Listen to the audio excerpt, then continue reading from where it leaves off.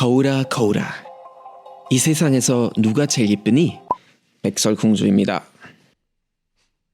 왕비는 자신보다 백설공주가 더 아름답다는 사실에 질투심에 사로잡혀 사냥꾼에게 공주를 숲에서 죽이고 폐와 간을 가져오라고 명령합니다. 그러나 사냥꾼은 차마 아이를 죽이지 못하고 멧돼지의 폐와 간을 가져왔고, 왕비는 그것을 백설공주의 것이라고 믿고 먹습니다. 숲에 홀로 남겨진 백설공주는 도망치다 7 난쟁이의 집을 발견하게 되고, 집안일을 해주는 조건으로 그들과 함께 살게 됩니다. 여러분 안녕하세요. 독일 다니엘입니다. 여러분도 아마 다 알고 계시는 백설공주 원작의 일부를 읽어드렸는데 아마 깜짝 놀라셨을 거예요. 아니, 이게 우리가 알고 있는 백설공주 이야기라고? 사실 우리가 보통 귀엽게 보는 백설공주 책이라든지 또 디즈니 영화랑 조금 다르잖아요. 사실은 원작이 좀 많이 끔찍하죠.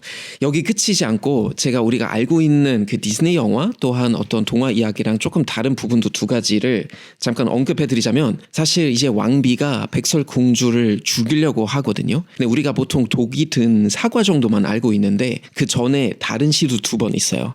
한 번은 왕비가 고르셋 끈으로 백설공주를 질식시키는 시도, 또 한 번은 독이 든 빗으로 이제 백설공주를 죽이려고 해요. 근데 2번 다 난쟁이들이 이제 백설공주를 살려주고 마지막으로 결국 그 사과를 먹고, 근데 심지어 죽습니다. 원작에서는 죽어요.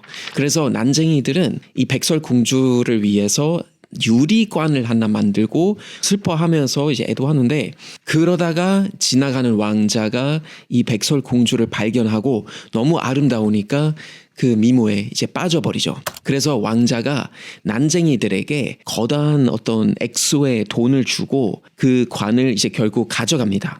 근데 가는 길에 결국 그 관이 떨어지고 백설공주 목에 걸려 있었던 사과 한 조각이 빠져나오면서 백설공주가 살아남아요.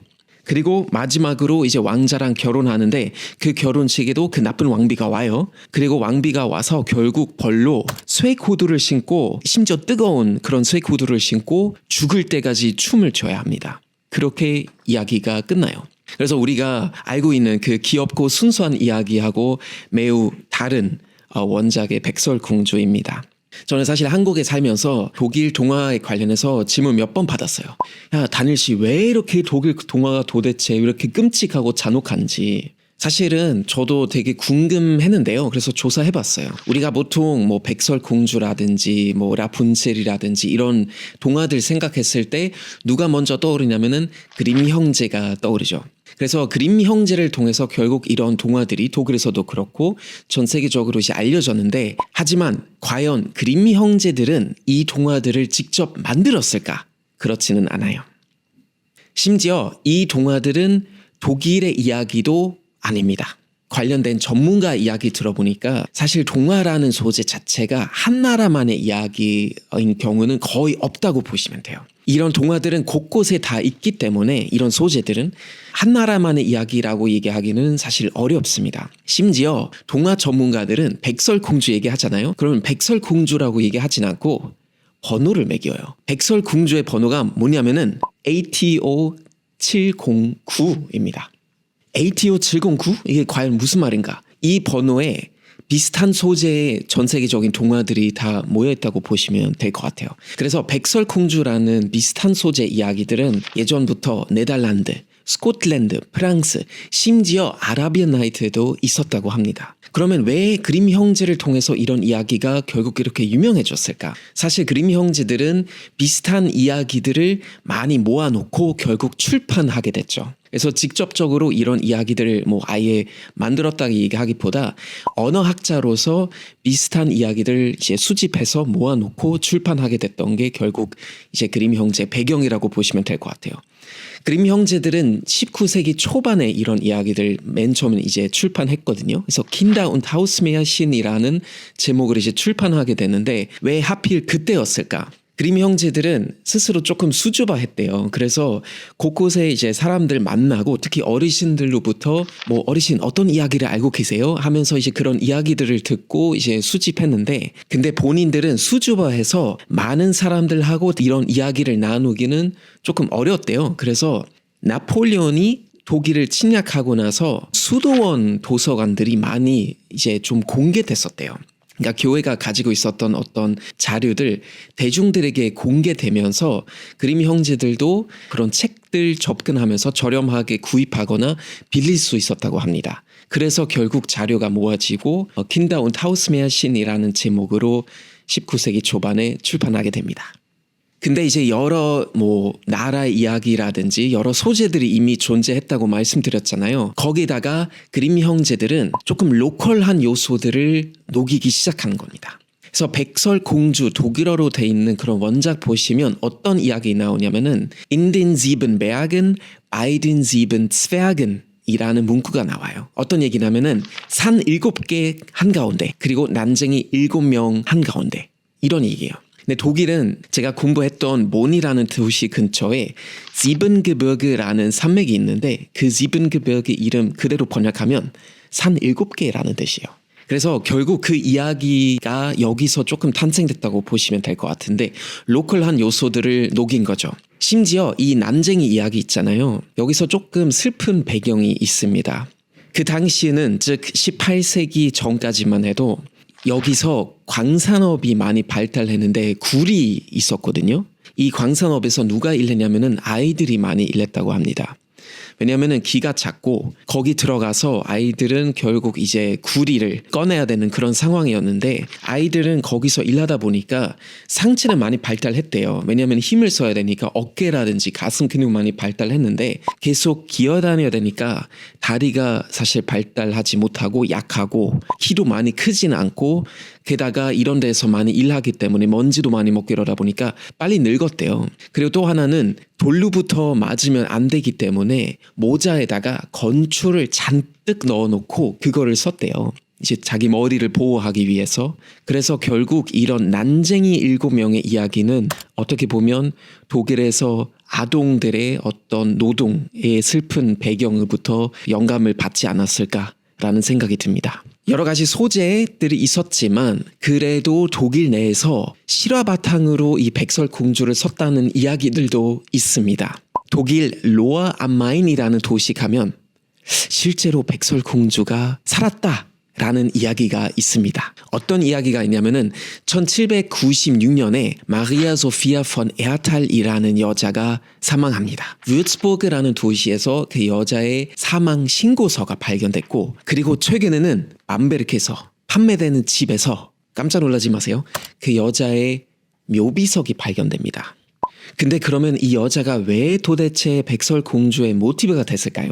사실 로아 암 마인이라는 도시 한 술집에 1720년에 생긴 거울이 있어요. 근데 그 거울에 하나의 불어로 쓰여 있는 문구가 있는데 자기애라는 뜻입니다. selbstliebe, 자기애. 그러니까 이거 이야기가 되잖아요. 그 백설공주 나오는 왕비가 결국 그 거울을 보면서 자기에 빠지잖아요. 누가 제일 이쁘냐? 계속 그 질문하잖아요. 그래서 결국 1986년에 이 거울 밑에서 앉아서 술을 마시는 약사가 있는데 그 약사가 이 거울을 보고 자기의 백설공주 이야기랑 맞는데 그리고 심지어 그림 형제가 살았던 시기랑 겹쳐요. 그림 형제가 여기서 한 약 70km 정도 떨어져 있는 마을에서 살았거든요. 그 마리아 소피아의 이야기 보면은 본인이 18살이었을 때 아버지가 재혼합니다. 그리고 그 새로 생긴 부인은 역시 잔혹한 그런 여자였대요. 심지어 질투심도 많고 마리아 소피아도 예뻤대요. 그러니까 모든 게 지금 맞아 떨어지니까 야 이건 대박인데 우리가 로아 암 마인이라는 도시를 백설공주의 도시로 브랜딩하자라는 얘기가 나오면서 결국 백설공주의 도시가 됐습니다. 뭐 믿어도 되는지 좀 말이 안 되는지 그건 여러분의 판단에 맡기겠습니다. 사실 저도 어릴 때 할머니 집에서 시간을 많이 보내는데요. 그때는 뭐 백설공주 이런 원작들도 있었지만 슈토블페타라는 다른 어떤 이야기들도 있어요. 그럼 왜 이렇게 독일 동화들이 잔혹할까요? 왜 이렇게 끔찍할까요? 저도 많이 궁금했는데요. 사실 좀 어릴 적의 추억을 돌이켜보면 저도 할머니 집에서 시간을 많이 보내는데 그 당시에는 뭐 백설공주의 원작이라든지 또 다른 어떤 동화 이야기들이 많았었는데 정말 끔찍합니다. 이제 그런 그림들 보면 아이들의 어떤 손가락 자르거나 발가락 자르거나 피가 나거나 심지어 인육, 그쵸, 강간 뭐 이런 이야기들이 많이 나와요. 근데 이제 중요한 게 뭐냐면은 이게 과연 지금도 현재 독일 교육에서 이 교육관이랑 맞는 건지 아직도 아이들한테 이런 거 읽어주는 건지 궁금하잖아요. 사실은 현재 독일 교육에서도 이런 잔혹한 이야기를 많이 비판하죠. 결국 이런 끔찍한 이야기를 아이들한테 읽어주거나 이야기하면서 경고 메시지를 전달하려고 하는 거잖아요. 이거는 독일에서 Schwarze Pädagogik, 즉 Black Education 이렇게 표현합니다. 안 좋다는 거죠. 근데 이제 그런 동화 전문가 이야기 들어보면은 본인도 대학교에서 강의하면 학생들한테 다시 어릴 적에 그런 동화들 읽어주잖아요. 그러면 대학생들은 어떤 얘기 하냐면은 나는 사실 어릴 때 이런 거 읽었을 때 얼마나 끔찍한지 실감이 안 났다. 이런 얘기 합니다. 저도 솔직히 마찬가지예요. 그래서 전문가들은 어떤 얘기 하냐면은 아이들은 이런 거 옛날에 읽었을 때 그 끔찍함을 사실 잘 실감하지 못하고 선과 악의 관계 많이 집중한다고 해요. 그래서 아이한테 중요한 게 선이 이기는 게 이게 중요해요. 그래서 선이 이기고 결국 해피엔드로 끝났을 때는 나는 그래도 편한 마음으로 이제 잠든다고 합니다. 물론 지금은 이제 그런 이야기들을 이렇게 똑같이 끔찍하게 아이들한테 이렇게 들려주지 않고 지금도 독일 가시면 아마 백설공주 이런 책으로 읽어주거나 디즈니 영화를 틀어주죠. 하지만 이런 목소리들도 나와요. 독일에서. 교육 전문가들 중에 일부 학자들은 어떤 얘기 하냐면은 이런 끔찍한 이야기를 아이한테 들려주는 거는 오히려 도움이 된다고 얘기하는 사람들도 있어요.